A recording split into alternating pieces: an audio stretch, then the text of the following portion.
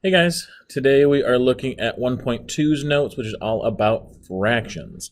So let's jump right on to it. So a fraction we know has two different parts to it. It is comprised of the numerator, which is the number up top in my fraction, and then the denominator, which is the number in my bottom of the fraction. All numbers that can be made into fractions we call rational numbers. So we'll get into some of the different sets of numbers a little later, different types of numbers and how we classify them. But a rational number means it can be written as a fraction. So there's a couple of different ways of writing that. A fraction is one of the ways. We'll also talk about decimals and then percentages. All three of those different ways are ways of representing a rational number. So when we're dealing with fractions, we always want to make sure we leave our answer in simplest form, which simplest form just means that it is a fraction that cannot be simplified any further. So we'll talk about how we simplify, but we need to make sure that both top and bottom of my fraction, my numerator and my denominator, if they have anything in common that can be reduced, we need to make sure that we are doing that. So we're going to go ahead and just do a couple of examples here, like yesterday and like usual. I'll just kind of bounce around. I'll do the odds in this case together. We'll talk through those, and then you can practice with the evens as well. So when we're simplifying our fractions, if we're trying to reduce, there's a couple of different ways that we can do this. And it really depends on your personal preference or how comfortable you are finding factors. Because looking at number one here, we have 8 over 20. We know, or hopefully recognize, that they have stuff in common. They have factors in common. And when we're simplifying our fractions, we need to try and remove all of those things that they have in common. So in this case of 8 over 20, it depends on how you want to do this in terms of what you see. You're trying to find, if you're trying to simplify this, you're trying to find the biggest number that they have in common that you can then divide top and bottom by the same thing. So the biggest number in this case that they have in common is 4. Right? 4 goes into 8 because that's 4 times 2. And then 4 goes into 20, that's 4 times 5. So what I'm going to do then, I can divide both my top and my bottom by 4. As long as you're dividing by the same thing, as long as you're doing the same thing to the top and bottom of your fraction, that is perfectly legal. So 8 divided by 4 is 2, 20 divided by 4 is 5. So this fraction reduced in simplified form, in simplest form, is 2 over 5, or 2/5. So that's one option. You also could look and see if you can't figure out the biggest number that they both have in common, you could always just start with one of them. Like in that one, if you recognize that they were even, but you didn't recognize that they were both factors of 4, you could have divided by 2 and then just kind of repeat the process over again. So here with 21 and 7, if I'm trying to think of numbers that go into both of those, 3 is what pops out to me, because 3 times 7 is 21, and 3 times 9 is 27. So if I divide both top and bottom by 3, that gives me 7/9. So that's my answer.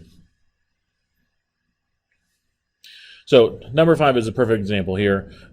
If you don't recognize something bigger than 2 being in common between both of these, as long as you recognize that they're both even numbers and 2 goes into both of them, you can start there. So if I'm going to divide both top and bottom by 2, when I do that, my negative sign is still there. In my fraction, that's not going to go away unless both top and bottom are negative. Right? We talked about that yesterday. If we divide 2 negatives, that makes it a positive, but here it's just the 1 negative sign, so it's still there. So here, if I divide top and bottom by 2, I end up with 6 over 21, because half of 12 is 6, half of 42 is 21. And then take a look at your answer. Before you circle it or box it in or whatever you usually do to indicate that, yes, this is my final answer, I'm done, take another look at it. Check to see if there's anything still in common between the top and bottom. So here, 6 is 2 times 3, 21 is 7 times 3. So they have still a 3 in common on both top and bottom. So I can do one more simplification, one more reduction, and end up with 2 up top and then 7 in the bottom. So negative 2 sevenths is that simplest form. So what you could have done, 12 and 42 are both factors of 6. So you could have divided by 6 first. But if you don't recognize that right away and you just see one thing, then go ahead and do that. There's nothing wrong with not being able to find the absolute biggest factor right away. It's a skill we'll work on and continue developing. For number 7, let's see, 16 and 56. Again, if this is another one where you're not sure if it's a factor, be careful. Just because both of these end in 6 doesn't mean that 6 is a factor of them. You have to look at what multiplies to get those numbers. So like 16 is 4 times 4, 56, I think I recognize 7 times 8 for that.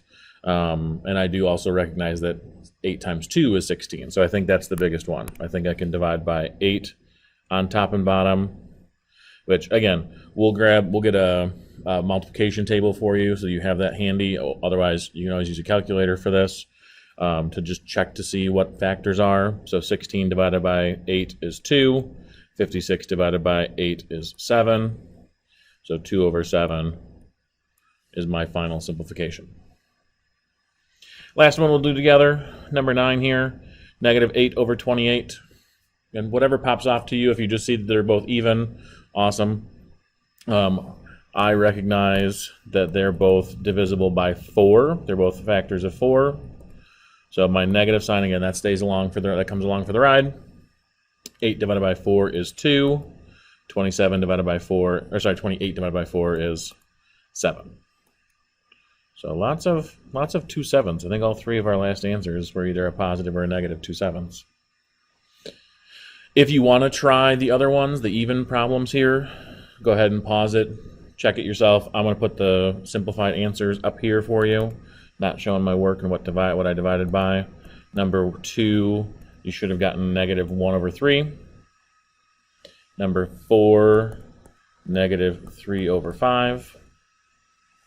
Number 6 is 4 over 5. And then number 8, well, 18 divided by 3 is just positive 6. So a little tricky with that last one. Which, that leads perfectly into what we're about to talk about, because that fraction that we were given for number 8, 18 over 3, that is an improper fraction. So the definition of an improper fraction is a fraction. Shocker, I know, an improper fraction is a fraction. It's a fraction in which the numerator is larger than the denominator. So if the numerator is bigger than the denominator, that means it represents more than one whole unit. So like 18 over 3 is 6. We could have like 7 over 3 representing more than one whole. Actually, it's more than 2. But again, if the top number is bigger than the bottom one, that's just what we call an improper fraction. Another way of representing fractions that are still more than a whole unit are with mixed numbers. Mixed numbers are just a way of writing it where we represent how many whole units we have and then how many left over we have in terms of a fraction. So a mixed number is a number and a proper fraction. So proper fraction, we didn't put a definition to it, but if an improper fraction is one where the numerator is bigger than the denominator, a proper fraction is just one where the numerator, the top number, is smaller than the denominator. So if we wanted to go back and forth between the two of them, if we're working on going from an improper fraction to a mixed number or vice versa, we have to figure out how many whole times my denominator can go into my numerator. So what I mean by that, if we're looking at 19 over 6. 6 goes into 19 evenly 3 whole times, right? Because 6 times 3 is 18. So if 6 times 3 is 18, that means this is 3 whole units with then still 1 more sixth left over. Because again, if there's 19 total, that's 3 whole sixths with 1 extra sixth left over. So you'll just figure out what the biggest number is that you can, multiply to get as close as possible, and then whatever left over was kind of like your remainder. If you just do the division, maybe you can think of it that way if that's more familiar to you or more,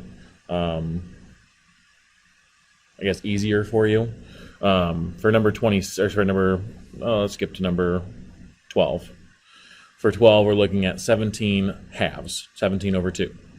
So 2 goes into 17 8 times, because 2 times 8 is 16. That's the biggest number we can get close to without going over. So it goes into it 8 whole times, which gives me 16, but then we still have that 1/2 left over. It's very weird, it's different, I know, it takes some getting used to. For number 14, 7/3. So 3 goes into 7 twice, right? Because 2 times 3 is 6. So that's twice, 2 whole. And then I still have that 1/3 left over to get me up to 7. Maybe it's a little bit easier once you see the other direction, because if you're trying to go from a mixed number to an improper fraction, we can follow this little pattern where we just kind of go around in a circle. So what I do to go from a mixed number to an improper fraction, I'm going to go ahead and multiply my lead number times my denominator. So 3 times 5 is 15. And then I'm going to add 1. So in this case, the 1 is the numerator up top. So 3 times 5 is 15, plus 1 is 16, and then my denominator stays the same. It's still over 5. If I do number 18, negative 1 times 10 is negative 10, plus 9. So if we do 10 plus 9 is 19 over 10, and then my sign does not change, it's still a negative. So 1 times 10, 10 plus 9 is 19, so now it's 19 over 10 instead of 1 9/10. Last but not least, for number 20, we've got to convert negative 4 3/7 into an improper fraction. So 4 times, maybe I'll write this out here. So we multiply 4 times 7, which is 28. And then we add my denominator, which is 3. So that gives me 31. So my new answer is 31/7 with that negative sign still there. Okay. If you want to try the other ones, I'll zoom out here and then write those answers in so you can check the odd problems if you would like to. Doing some conversions here, negative 8 2/3 for number 11, positive 5 1/4 for 13, 15 is negative 4 3/8, 17, when I put it into an improper, should be 23/3, 19 was negative 37/13, and number 21 is 81/8. So if you need to pause to check that, go ahead and do that. If you did want to try those odd problems, knock your socks off. Okie dokie. So flipping it on over. Like I said earlier, our rational numbers can be represented in a multitude of different ways. Our main 3 that we'll focus on this year are fractions, decimals, and percentages. So we do have to make sure we can convert back and forth between any of those 3 methods, those 3 representations of them. And I have here our instructions on how we can convert from one to the other. So if we start with a fraction, you're probably going to want a calculator for this. So if you don't have one handy, go ahead and grab one. But If we're trying to convert from a fraction to a decimal, you can see here this first arrow, I'm going to highlight it here in yellow, tells us that if we're trying to convert from a fraction to a decimal, all we have to do is divide my numerator by my denominator. So if I do 9 divided by 16, so I can even pull up my calculator on my computer here. Where's my calculator? There we go. If I do 9 divided by 16, you can see it gives me 0.5625. So the decimal version of 9/16 is 0.5625. So that's the decimal version. If you wanted to convert that decimal into a percentage, all you have to do is move that decimal place 2 spots to the left, 2 spots to the right when I'm converting from a decimal to a percentage. So right now my decimal point is between 0 and 5. So if I move that decimal place 2 spots to the right, my percentage would be 56.25%. All 3 of those are equivalent to each other. So if I wanted to go backwards, I would do 84%. So if 84% is what I'm starting with, if this is where my decimal point is right now, 84% there's no decimal afterwards, so that decimal point is on the other side, the right side of my 4. I have to move that decimal place over 2 spots now to the left. If I'm going from a percentage to a decimal left, decimal to a percentage to the right. So 0.84. 0.84. Now, this is the trickiest one when you're trying to convert a decimal into a fraction. What percent means, if you look at the root words, cent means century, so 100, and then per means just a rate. So for every 100 units, there are 84 of them that we're talking about here. So 84 out of 100 is what 84% means. So what we have to do is utilize that, or you can use it, from the decimal, the same thing. If I'm looking at 2 decimal points, 2 decimal places, I have to put it over that many zeros. So 0.84 would be 84 over 100. So 0.84, 84 over 100, or you can always do that from the percentage as well. 84% is literally an 84 out of 100%. And then we just have to reduce it. So in this case, I don't recognize anything right away other than the fact that they're even. Maybe they're divisible by 4, but if it's not obvious to me right away, you probably aren't going to have it be obvious to you either. And that's okay.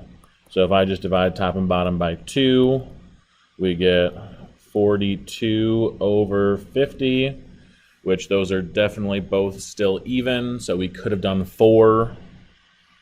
But that's fine. If we divide by 2 again, I ran out of space because of the arrow, but we should get 21 out of 25.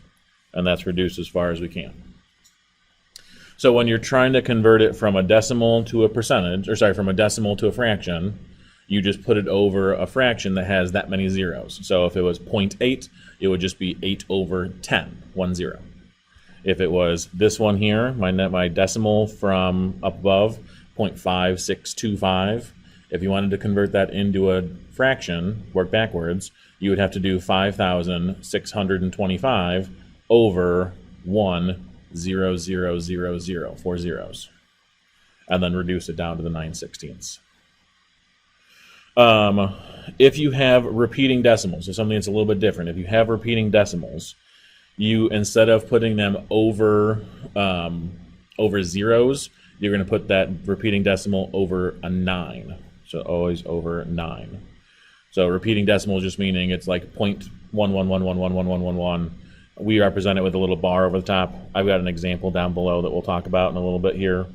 But if you have that decimal that repeats, the way to get that to be repeating is just to make it a fraction over 9. So for our practice chart here, I'm going to do a couple of them. just to give some examples, but I don't want to, go overkill.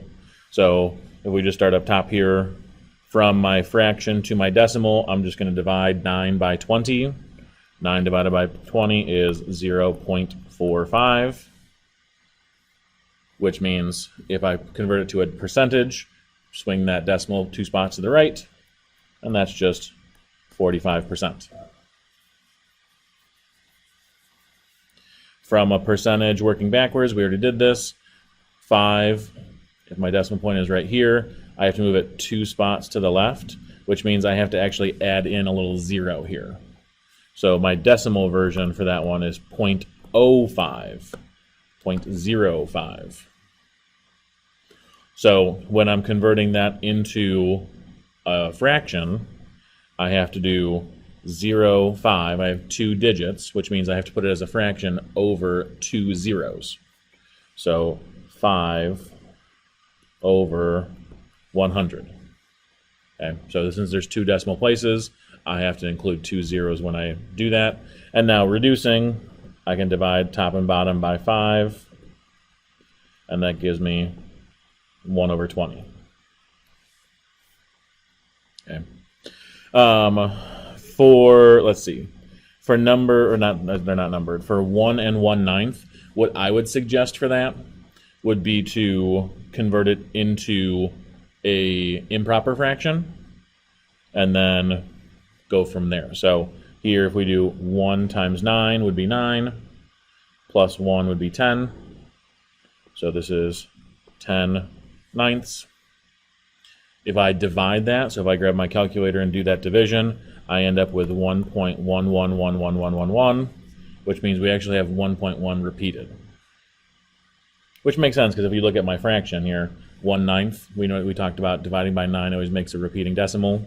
So that's why it is the way it is.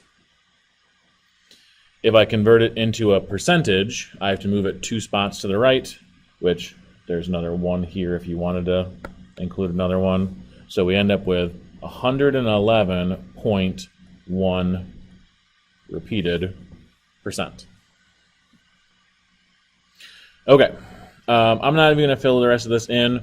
I think we're okay. If you want to know the rest of these, check in with me or Mrs. Smith. We've got the answer key for you if you want it. But other than that, I think that's about all we have for today. So as always, if you guys have any questions, concerns, thoughts, ideas, hopes, or dreams, make sure you're reaching out and letting me know. Otherwise, have a fantastic day. We'll see you soon.